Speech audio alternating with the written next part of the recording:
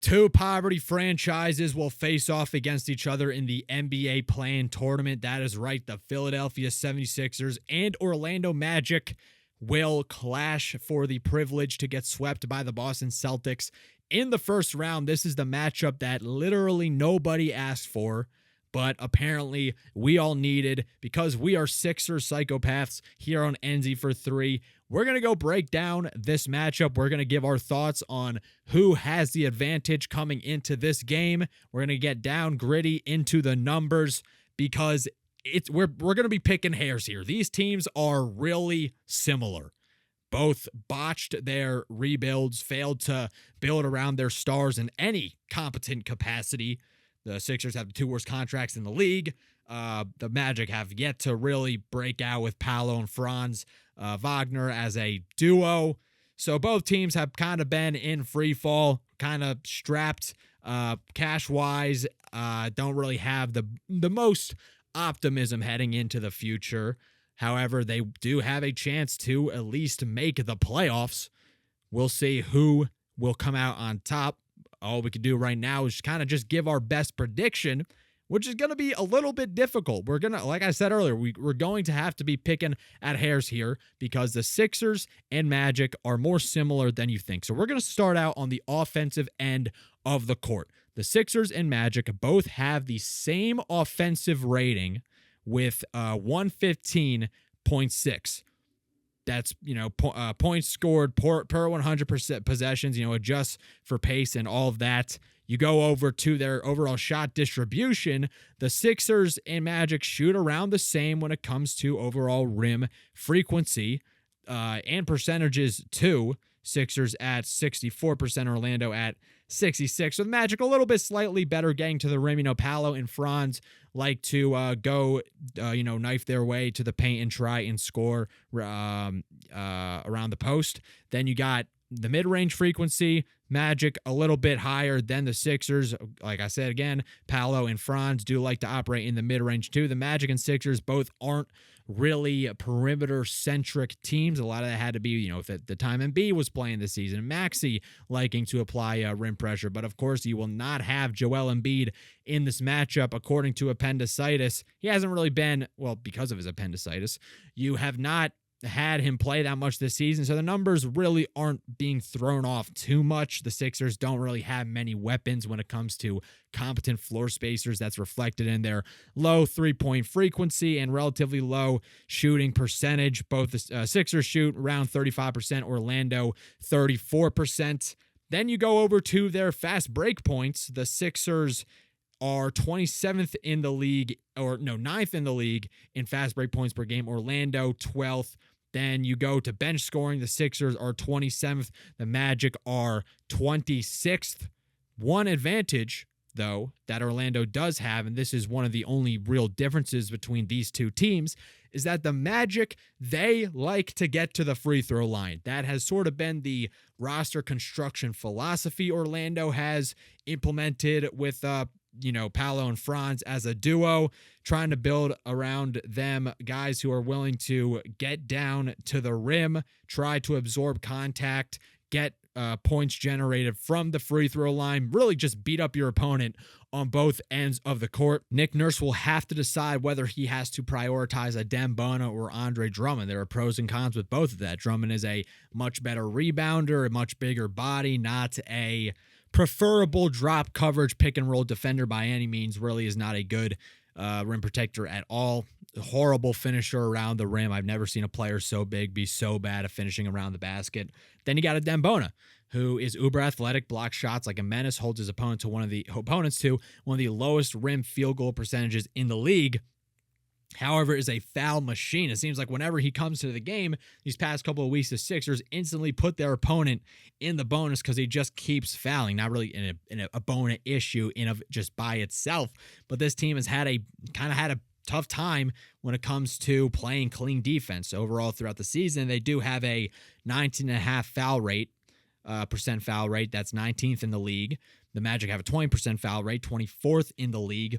like I said, another similarity. There are a lot of things that are the same with these teams, despite their pretty different roster constructions. The Magic, they have for years prioritized big athletic players, big guards, Anthony Black, Jalen Suggs, big centers, Jonathan Isaac, Mo Wagner, Goga Batadze, Wendell Carter, a lot of huge players who are going to try and out-muscle you pretty much.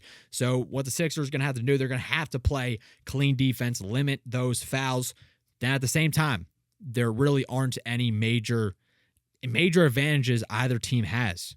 So it's going to be a battle of intangibles, the little things, particularly turnovers. You see that according to the turnover differential, both teams are in the top 10, meaning that they both rely on taking care of the ball when it comes to how smoothly their offense runs. So depending on who wins the turnover battle and scores off of those turnovers, that could be what takes, the game from a 2-point contest to a 4-point contest late in the fourth quarter. That'll prevent them just from the other team from hitting a game-winning shot, just winning in those margins. That's also another aspect you have to consider when it comes to offensive rebounding, as the Sixers, surprisingly, they generate a good amount of their offense from offensive rebounding too. For as terrible of a rebounding team they are, they do try to score a lot in getting those offensive boards, whether it's from Andre Drummond, Adem Bona, everyone else too. They do attack the glass often offensively, not as much as you like to defensively. Orlando, on the other hand, though, only 15th in the league, so the Sixers kind of do have the advantage there when it comes to scoring off offensive rebounds.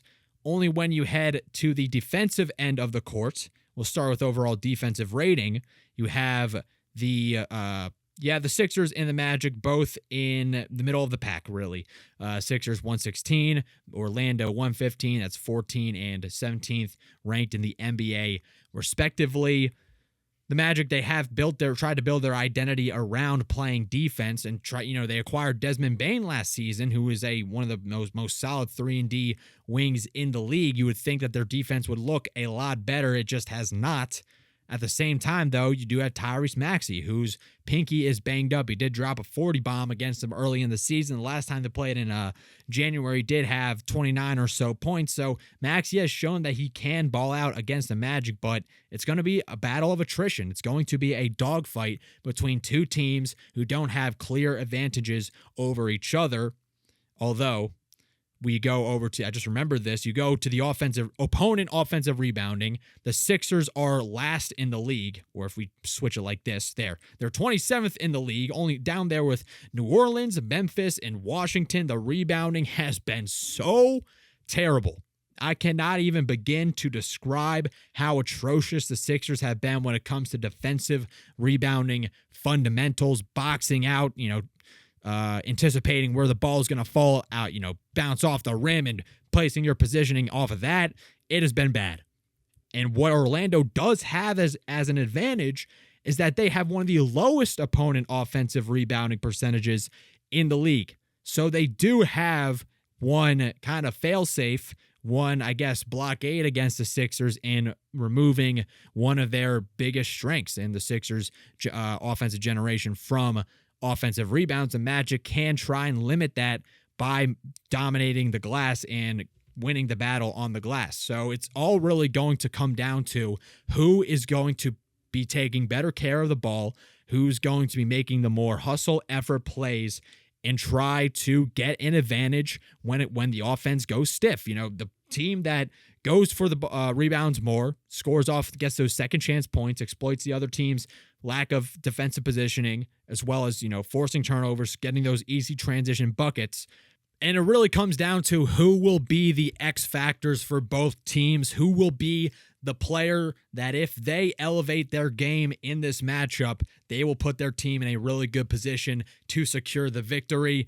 We're going to start with Philly. It's got to be Paul George. Paul George has to be the Sixers' X factor. He needs to provide that veteran scoring presence, that catch and shoot ability, because Tyrese Maxey, he's going to be getting swarmed. Orlando is going to try and beat him down. He already has that kind of messed up pinky too, has kind of had a rough couple of Last 5 games or so, Maxey hasn't been, at the peak of his powers that he was, throughout the middle of the season, when he was an all-star starter. So yeah, you can't have Maxey carry the entire offense. VJ Edgecombe, it will be nice if VJ steps up. I don't expect him to because he is a 20-year-old rookie. He has shown that he can show up in clutch moments and really rise to the occasion. Yet this is going to be a different environment. It's the playing tournament. You literally have legitimate playoff positioning on the line here. So who knows if VJ is going to be able to step up just yet. So that's why you need Paul George to be that guy. Your other max contract player, you need him to contribute on both ends of the floor. He is a great defender, but offensively, he has been really shaky. These past 5 games, he's been averaging 15 points, 3 assists, 5 rebounds, 54% true shooting. Not good at all, shooting splits from Paul George. So it kind of worries me, the fact that Paul George has to be the Sixers' X factor because he's one of the highest paid players on the team. And we've seen this story before. We've seen with James Harden. He comes back from his little hamstring problem and he looks nice and refreshed. And he goes off and has nights with like 25 points, 12 assists, 8 rebounds, near triple doubles.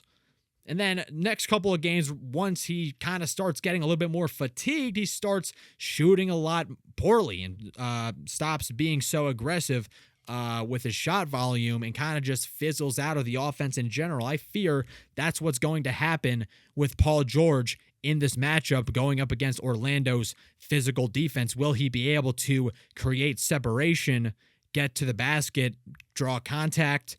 He has not been a good rim finisher this season, so is Paul George's jump shot going to be there when the Sixers play the Orlando Magic? That's kind of the same story for Desmond Bane, who has been one of the Magic's only real shooters this season, is shooting 39% on 5 attempts from 3. He kind of had a rough start to the season, but has been playing pretty decent ever since.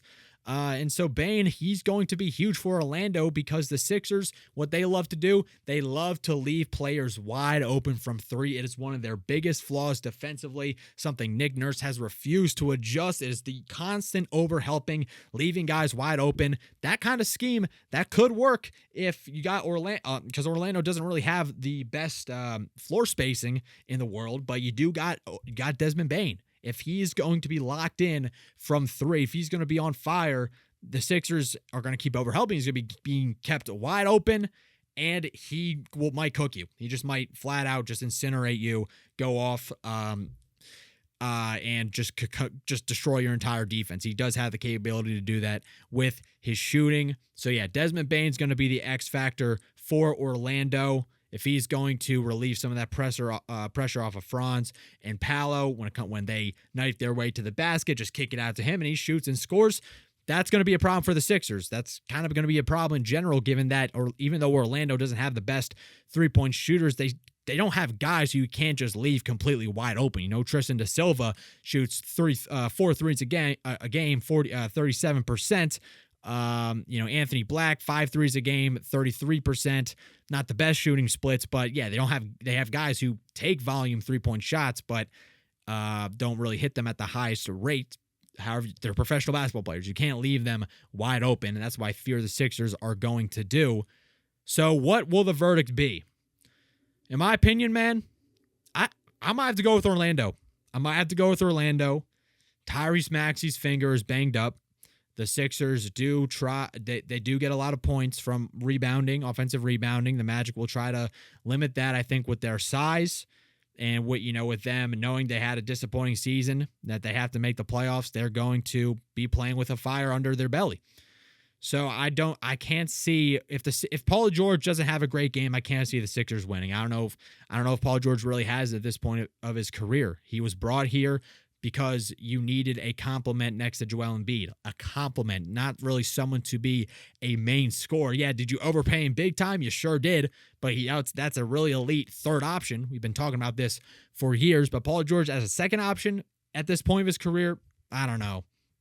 And then you kind of consider all the potential size mismatches you got with Paolo and Franz getting locked onto VJ and Grimes and a lot of these smaller Sixers players. I don't even know if Justin Edwards is going to be getting any minutes either. You got Kelly, you got Barlow, You have maybe even Jabari Walker might get some minutes, Dembona, Andre Drummond. You do have big bodies, Paul George too. But when they get those mismatches, the Sixers love to overhelp. But yeah, so I might have to go with Orlando. I think Orlando will come out on top in this game. That might be a hot take, but let me know what you think down below in the comments. Thank you for tuning into NZ for 3. I'll catch you on the next one. Peace.